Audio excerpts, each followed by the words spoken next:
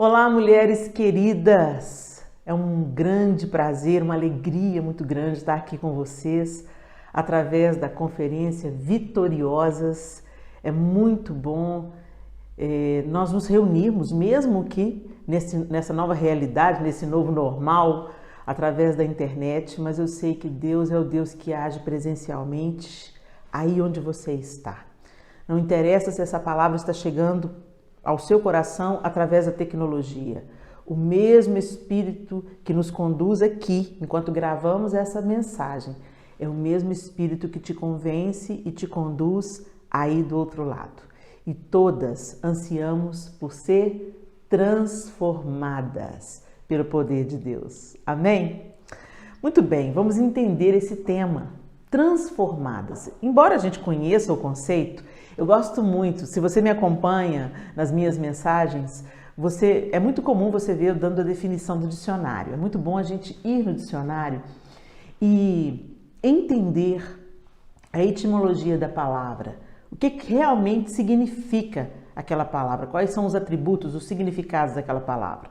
E segundo o dicionário, transformar é verbo transitivo e significa dar nova forma a, modificar, renovar, alterar, metamorfosear, transfigurar, regenerar. Olha que interessante. Melhorar, variar e também pode significar desfigurar, mudar de forma, converter-se, disfarçar-se, tornar-se diferente, modificar-se, regenerar-se.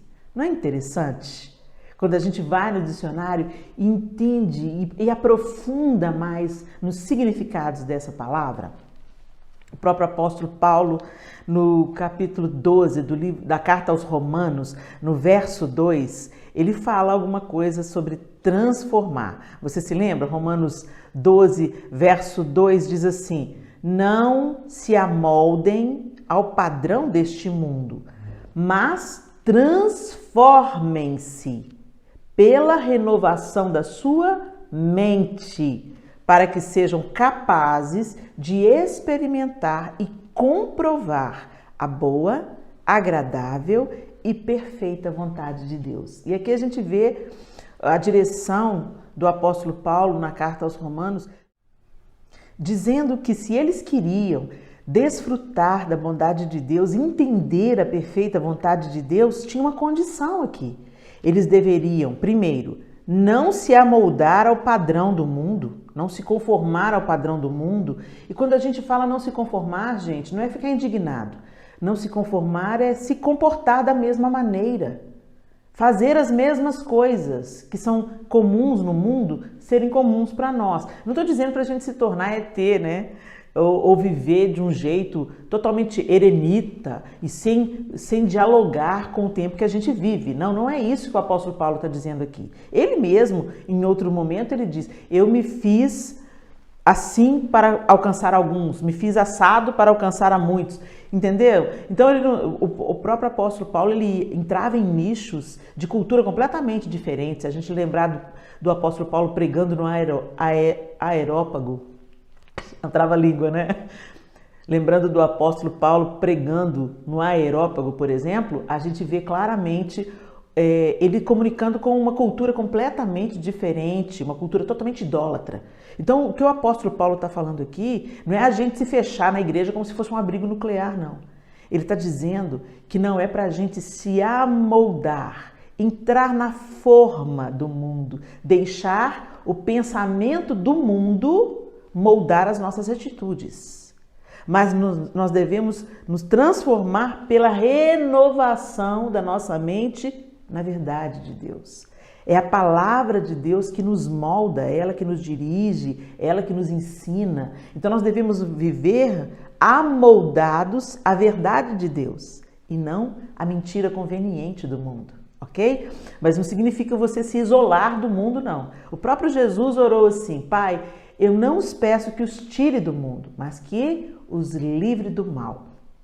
É totalmente possível nós vivermos no mundo e nós estamos no mundo para brilhar a luz de Cristo. E a luz brilha onde é trevas. Se eu acender uma lâmpada num ambiente como esse que eu estou, que já é claro, não vai fazer a menor diferença. Mas se a luz de Jesus brilha na escuridão, ela quebra a escuridão, ela despedaça a escuridão, ela desfaz a escuridão. E nós estamos no mundo para isso, para desfazer a escuridão, para frutificarmos o Espírito Santo frutificar em nós e a luz de Jesus brilhar em nós e nós mudarmos o ambiente a partir da mudança que experimentamos nele. Amém? E para a gente refletir um pouco mais sobre essa mudança, eu queria focar em dois aspectos. E para isso, eu queria que você abrisse a sua Bíblia comigo no Evangelho segundo Mateus, no capítulo 11. Evangelho de Mateus, capítulo 11. Nós vamos lá para o finalzinho do capítulo, onde nós vamos ler o verso de 28 a 30. Você já conhece de cor. No Evangelho de Mateus, ele escreve as palavras do próprio Jesus, dizendo assim: venham a mim, todos os que estão cansados e sobrecarregados, e eu darei descanso a vocês. Tomem sobre vocês o meu jugo e aprendam de mim, pois sou manso e humilde de coração, e vocês encontrarão descanso para as suas almas, pois o meu jugo é suave e o meu fardo é leve. Muito bem, é a bendita palavra de Deus. E aqui ela está relatando as exatas palavras do próprio Jesus. Essas palavras saíram da boca de Jesus. E ele faz um convite: vinde a mim, todos vós que estáis cansados e sobrecarregados, e eu darei descanso a vocês. E continua: tomem sobre vocês o meu jugo e aprendam de mim. Olha que interessante. O primeiro passo é nós nos achegarmos a Deus.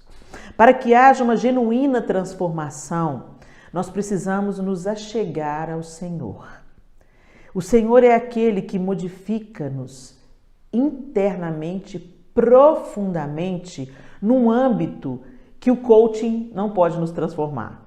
Então, hoje nós temos várias ferramentas e graças a Deus por essas ferramentas. O coaching, o psicólogo, o psiquiatra, profissionais que às vezes ajudam as pessoas, e até o próprio pastor, né? Ajudam as pessoas a atravessar por um conflito, um trauma, uma perda, o luto repentino, uma situação adversa, a tragédia. Quantas situações podem chegar até nós, seres humanos, não é verdade? Estamos no mundo, então seremos afligidos também. O próprio Jesus disse isso, que nós teríamos aflições nessa jornada terrena. Mas ele falou assim também: tem de bom ânimo, eu venci o mundo. Aí a gente então pode ter acesso, graças a Deus, a essas ferramentas, aos psicólogos, ao coaching, que conseguem nos ajudar a nos olhar com um olhar mais generoso, a elaborarmos questões na nossa psique, a reagirmos ao luto. E hoje tem até apoio medicamentoso, né, para vencer a depressão. E isso tudo é muito bom. Mas eu quero que você aprenda a discernir.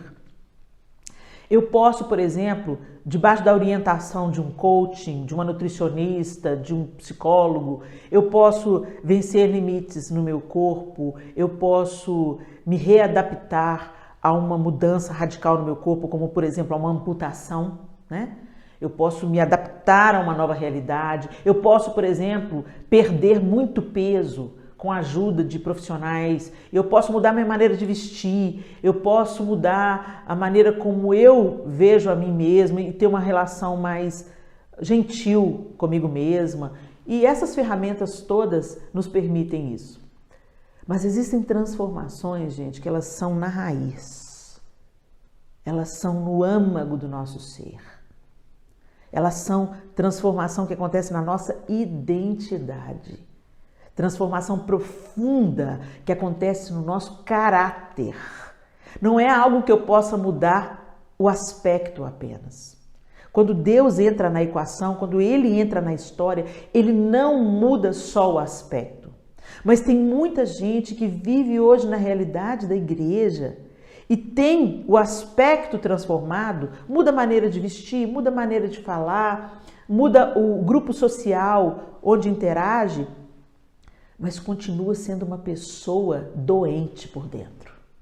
Uma pessoa amargurada, uma pessoa que não perdoa, uma pessoa que está sempre com o dedo em riste, vasculhando os pecados alheios e expondo, julgando os pecados dos outros.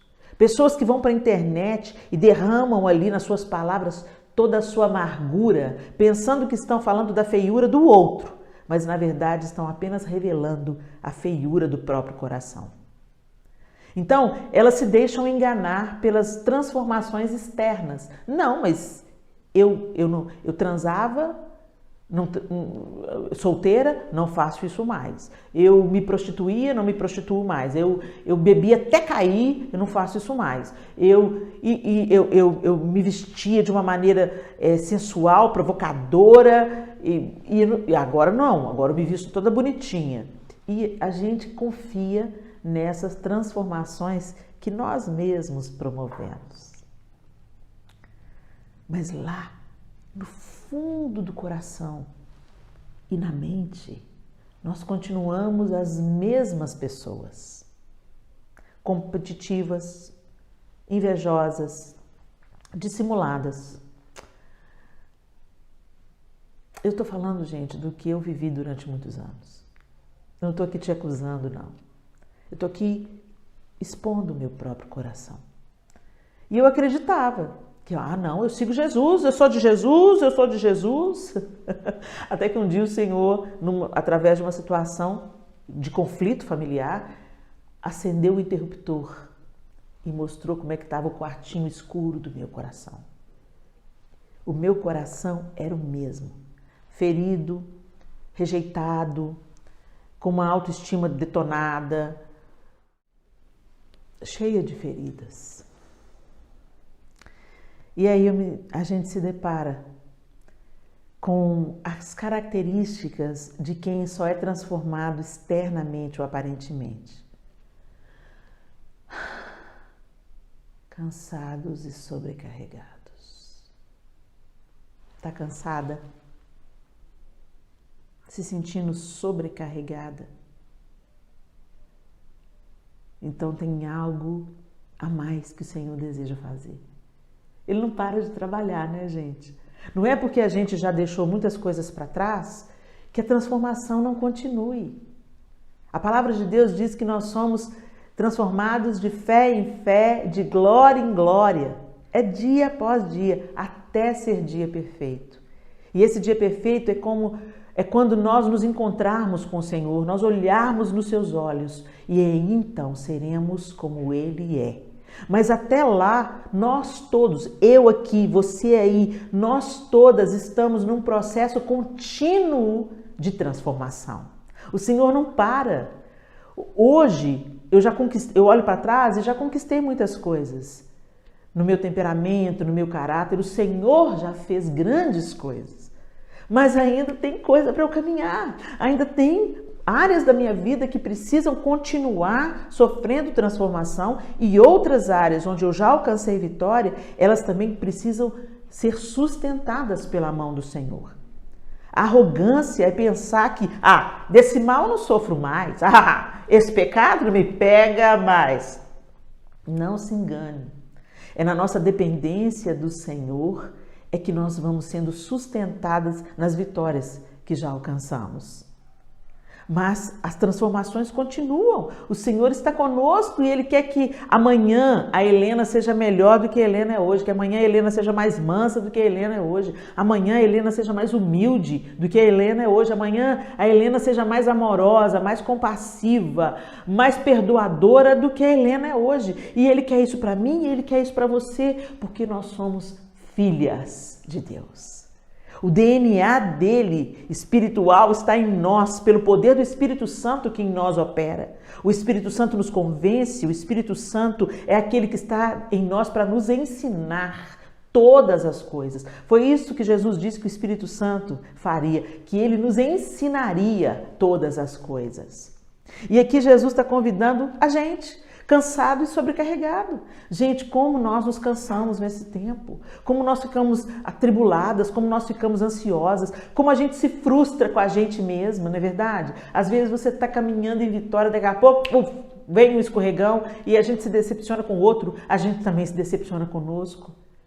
Puxa, pensei que eu já tinha vencido isso, sério que eu estou vivendo isso de novo? E a gente faz aquela oração do apóstolo Paulo: Senhor, o bem que eu quero eu não faço, mas o mal que eu não quero é esse que eu vivo repetindo, me ajuda, Senhor. Mas é esse que é o caminho, me ajuda, Senhor. O caminho da dependência, o caminho de se abrir para que a transformação aconteça, o caminho de se achegar. Jesus falou: vinde a mim. A gente vai para todo canto, menos para o Senhor. A gente não vai para a oração, a gente não vai para a intimidade com Deus. A gente não busca essa intimidade, essa aproximação com Deus. A gente se relaciona com Deus através de terceiros, através do pastor, do missionário, do intercessor, através do congresso.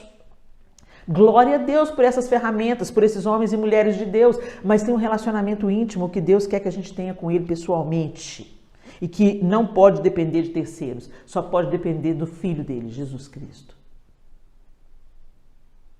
E do poder do Espírito Santo que em nós opera. E Jesus então convida: vinde a mim, todos vós que estáis cansados e sobrecarregados, e eu darei descanso a vocês. O descanso que a gente procura não está no entretenimento. O descanso que a gente procura não está nas férias. O descanso que a gente procura não está no dinheiro. E por mais precioso que seja, o nosso descanso não está nos relacionamentos, no casamento, no relacionamento com os filhos. Da mesma maneira que o casamento pode ser extremamente feliz, ele experimenta dias áridos. Da mesma maneira que os filhos são o presente de Deus para nós, como nós podemos ser machucados pelos nossos filhos. E como nós também podemos machucar os nossos filhos. Mas embora esse caminho de transformação, ele seja tão desafiador e só Jesus pode fazer essa transformação genuína, uma transformação duradoura, uma transformação definitiva, nós ainda buscamos em outras fontes. Como nós buscamos em outras fontes? E nisso a gente vai adiando o processo de cura, o processo de transformação genuíno. A gente vai empurrando com a barriga e a gente vai vivendo de paliativos, a gente vai vivendo de aparências. E não é essa a vontade de Deus. Primeiro Jesus convida, depois ele promete: eu darei descanso a vocês. E ele não falha nas suas promessas, ele não mente. Se ele está dizendo, como a gente canta isso, né? Mas na hora da gente entender isso, viver isso, agir de acordo com aquilo que a gente sabe, a gente não faz. E ele não para por aí, não. Ele continua: tomem sobre vocês o meu jugo. Lá no fim do texto ele fala: porque meu jugo é suave, meu fardo é leve. Quer dizer, eu não vou colocar sobre você um peso que você não consegue carregar. O que eu vou pedir de você é leve. É possível, não vai te matar, não vai te levar para a exaustão. Muito pelo contrário, o que pesa, gente, são as coisas que nós pegamos.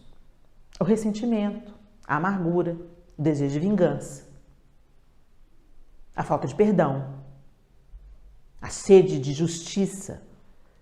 Não, a sede de vingança disfarçada de justiça, né? Isso tudo pesa muito. O julgamento, a maledicência.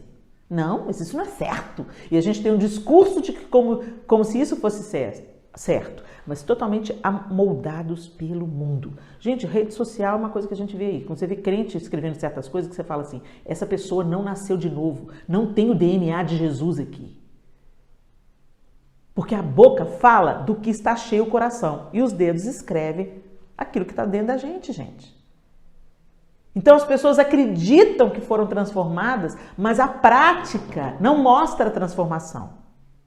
E aí ele continua. Vamos rever os passos? Jesus convida: vinde a mim. A mim.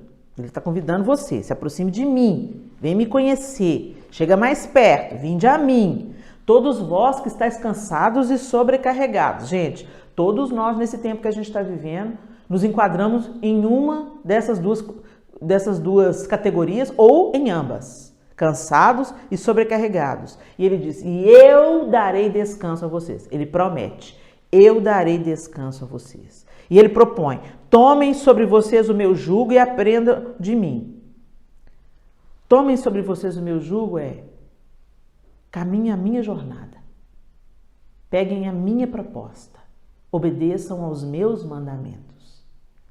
E ele continua, aprendam de mim. Gente, o aprendizado, ele vem ele pode acontecer de várias formas, né? Pela convivência, pela observação, pela apreensão intelectual, não é? Ou seja, Jesus está convidando a gente para ocupar essa categoria de alunos, de discípulos. Discípulos são alunos. Então, ele está dizendo, aprendam de mim, pela convivência comigo, pela observação de quem eu sou, do que eu faço e por entender a minha palavra. Aprendam. Transformai-vos pela renovação. Lembra do apóstolo Paulo? Transformai-vos pela renovação da vossa mente. Em outras traduções, o vosso entendimento. Ou seja, para a mentira ser combatida na nossa mente humana, ela precisa ser combatida com a verdade da palavra. Eu não vou me amoldar à verdade de Deus se eu não ler a palavra de Deus. Se eu não tiver uma convivência com Jesus, se eu não observar os seus atos, suas palavras, seu comportamento, se eu não me deixar treinar e ser transformada pela renovação do meu entendimento em Cristo. Ele está falando, aprendei de mim. E é tão interessante que ele destaca duas características, dois pilares desse aprendizado. Porque você pode aprender tanta coisa com Jesus, você pode aprender a ser misericordioso, você pode aprender a ser altruísta, você pode aprender a ser generoso, você pode aprender a ser cheio de amor, você pode aprender a ser perdoador. Mas ele está dizendo, ele está levantando dois pilares aqui, nesse texto. Aprendei de mim, pois sou manso e humilde de coração, e vocês encontrarão descanso. Olha isso. O Senhor está dizendo para a gente de uma fonte de onde jorra o nosso descanso. Aprender dele. Que é quem? Manso e humilde. Tá aí, gente, duas qualidades que a gente não consegue produzir. Não. Você pode ter aparência de manso, mas se tornar manso só se você colar em Jesus. E beber dele todo dia. E extrair mansidão dele todo dia e observar a mansidão dele todo dia. Só assim nós nos tornaremos mansos, pelo poder do Espírito Santo atuando em nós. A gente consegue parecer manso. A gente fala, a gente está com ódio por dentro, fala assim, claro. A gente está querendo matar um, mas a gente exerce o domínio próprio, né? Que também é fruto do Espírito, glória a Deus pelo domínio próprio, mas exige, demanda muito esforço. Agora, gente, mansidão genuína, a que vem de dentro, a que flui sem esforço, ela só é adquirida, essa transformação só é estabelecida em nós se nós permanecemos convivendo com Jesus, em intimidade com o Senhor e a sua palavra. Porque é assim que a gente convive com Jesus, né, gente? A gente se relaciona com Deus através da oração, através da solitude, do silêncio, muitas vezes, para discernir o que Deus quer nos falar, e através da sua palavra. Porque a palavra de Deus, as escrituras, são o desenho da vontade de Deus para nós, a tradução da vontade de Deus para essa existência humana que nós temos. Então, a palavra de Deus, ela é muito importante para nos orientar da maneira como nós devemos viver.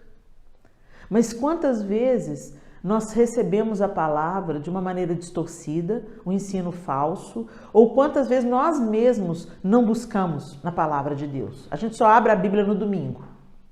Então, como nós vamos nos relacionar com Deus Se nós não conhecemos a Deus, e a maneira de conhecer, uma das maneiras de nos achegarmos a Deus é pela sua palavra.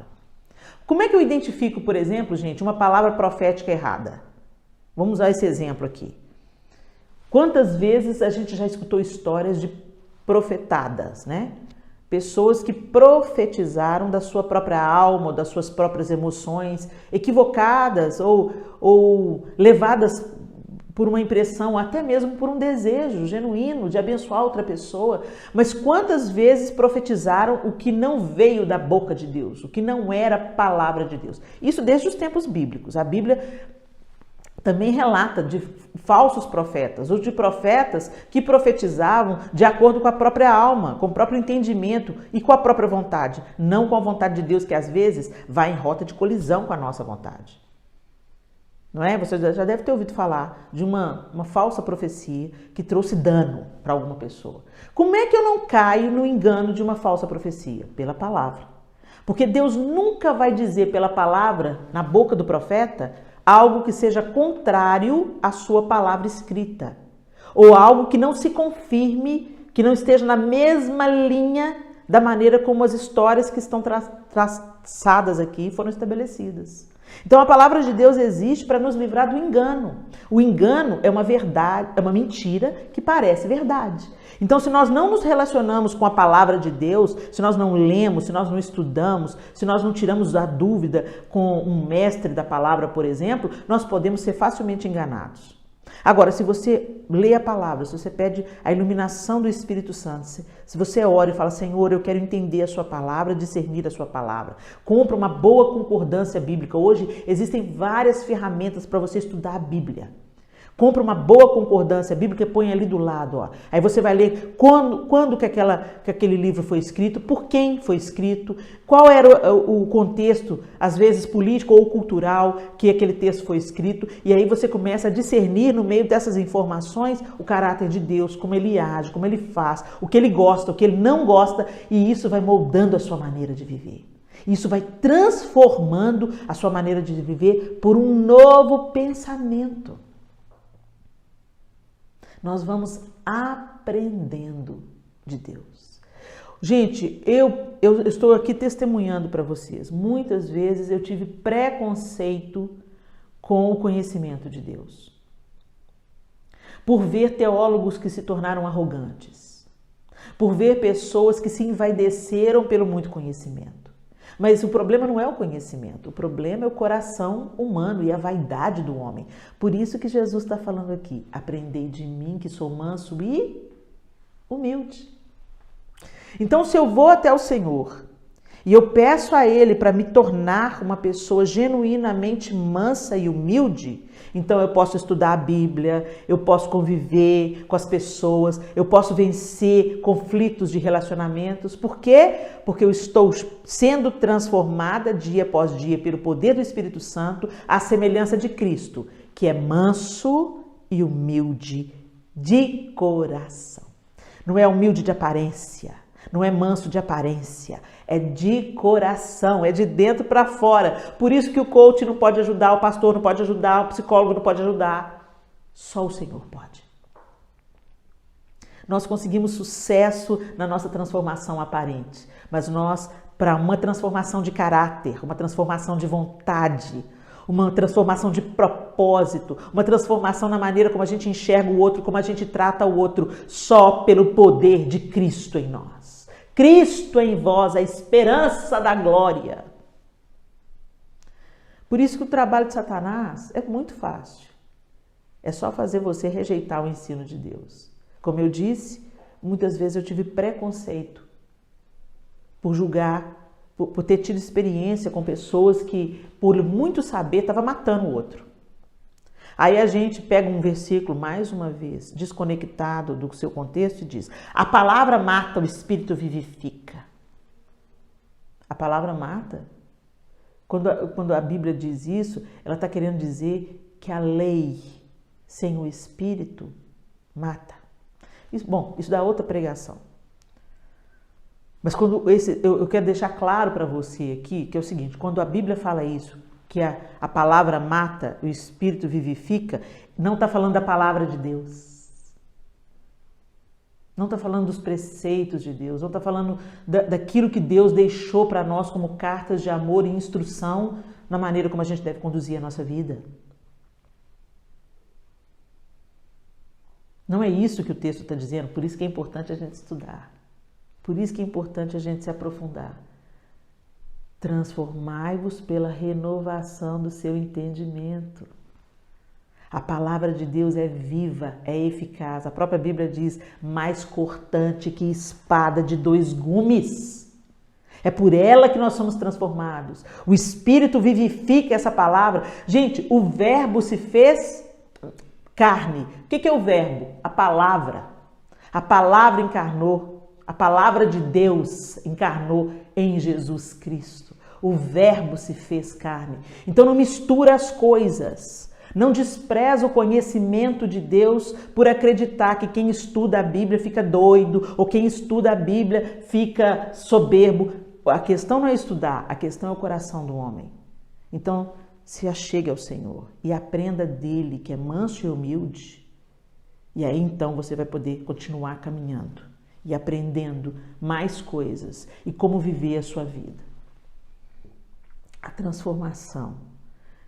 A própria palavra de Deus diz que a fé vem pelo ouvir e ouvir o quê?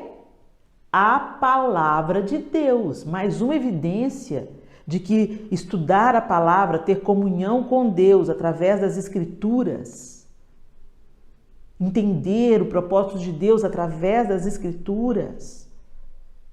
Vamos parar de, sabe, gente, de torcer as coisas. A fé vem pelo ouvir e ouvir a palavra de Deus. A palavra que nos livra do engano, a palavra que limpa a nossa mente da mentira desse século, a palavra que nos orienta como a gente deve viver a vida, a palavra que nos apresenta Jesus Cristo. Como que nós ficamos sabendo de Jesus? Porque está registrado a sua história na palavra. Ah, mas isso é Novo Testamento, né, Helena? Não. Toda a Bíblia ela aponta para o Messias de Deus. Quando Deus elege Abraão, ele já estava pensando no Messias que ele ia trazer sobre a terra. Quando Abraão sobe o Monte Moriá com Isaac, quem subiu com a lenha no ombro? Isaac. Um prenúncio, uma ilustração do que Deus estava fazendo. O Deus que iria entregar o seu único filho para nos ter de volta.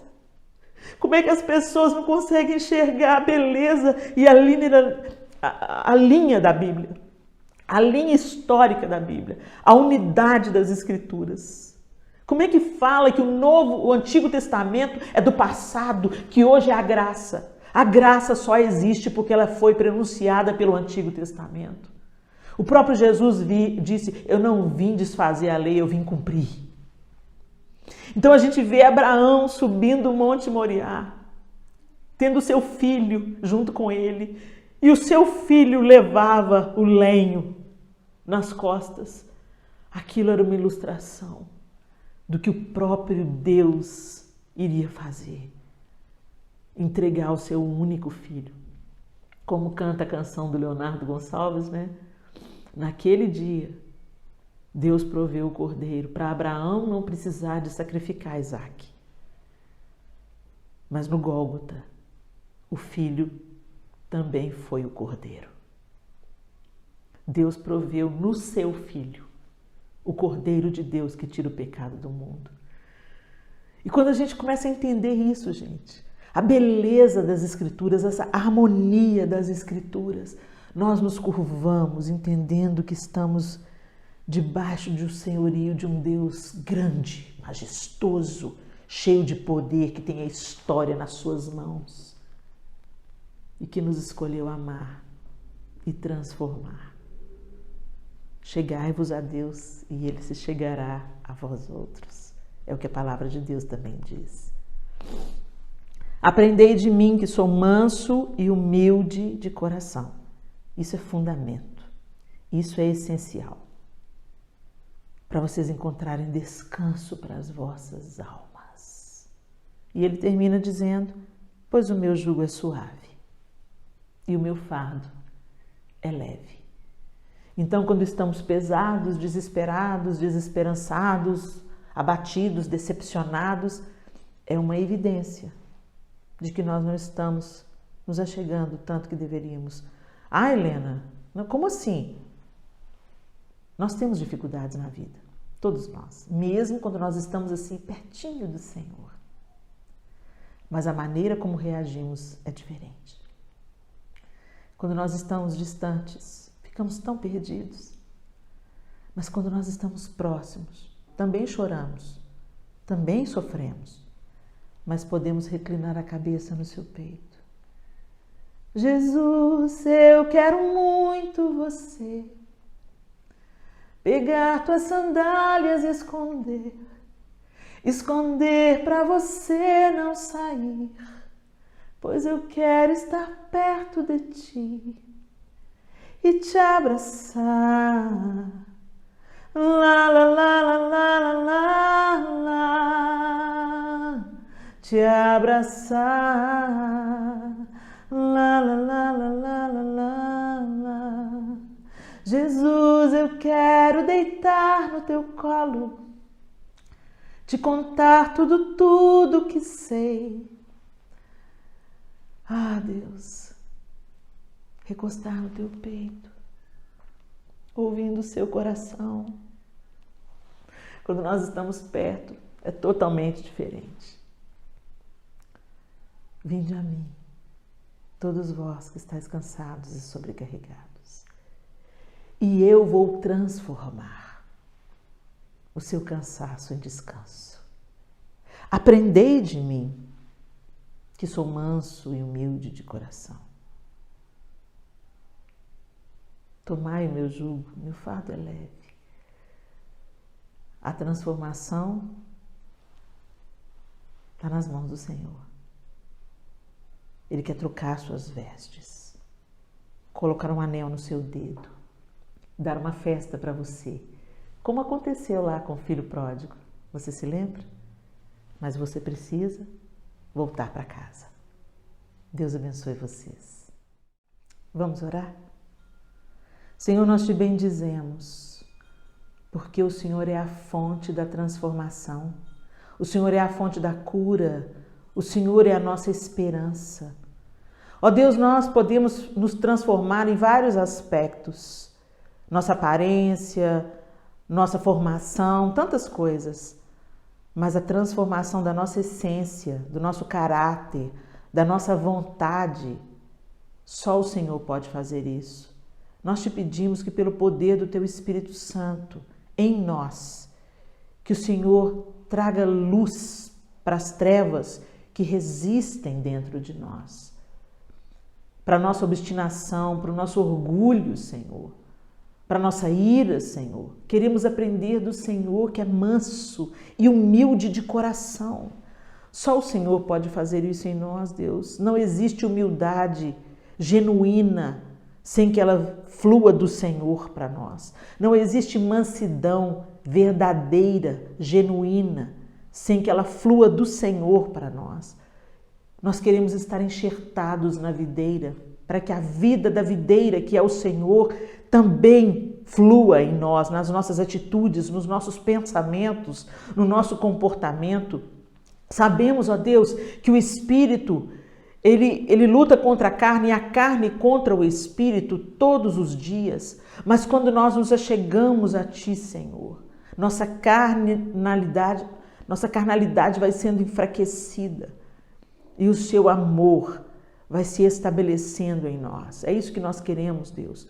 Que amanhã seja um dia melhor do que é hoje. Que amanhã nós sejamos mais maduros, mais humildes, mais mansos, mais cheios de compaixão, não apenas com a aparência de piedade, aparência de humildes, aparência de compassivos, mas cheios do Teu Espírito Santo, que a genuinidade que flui do Senhor, a verdade que vem do Senhor, que ela também seja estabelecida em nós e produza frutos nas nossas palavras, nos nossos pensamentos, na maneira como nós somos na intimidade do nosso lar, na intimidade do eu, que o Senhor seja exaltado. Ajuda-nos, Senhor, nós precisamos de Ti. Nós oramos em nome de Jesus. Amém e amém.